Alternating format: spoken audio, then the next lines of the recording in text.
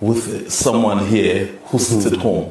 I'm speaking with someone here who is very well known as a politician who contributes to this country. Just over a month ago, your party held a very important conference. We never saw you there. We tried to ask, where were you? So we never got the answer. Here we are today. Where have you been?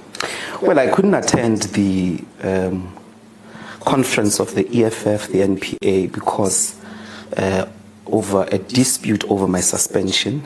I was suspended about 6 weeks before the conference, and the suspension was unconventional in that it didn't rely on the code of conduct of the EFF summoned by its constitution, but largely the suspension rested on 2 counts. Yeah.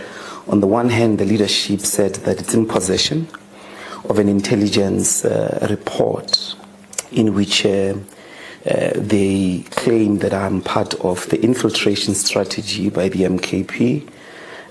I'm working with the MKP. I'm planning to go to join them. I'm waiting for some opportune moment. The second one largely rested on the fact that I knew about the then Deputy President Floyd Shivambu's departure, and I didn't tell the leadership.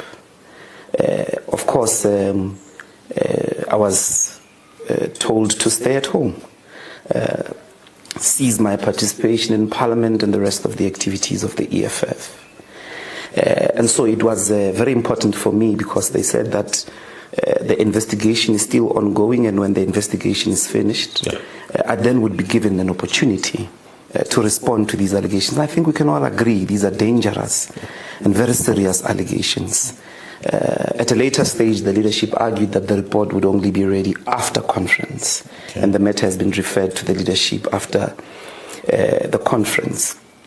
It seemed fair for me to wait to clear my name in relation to these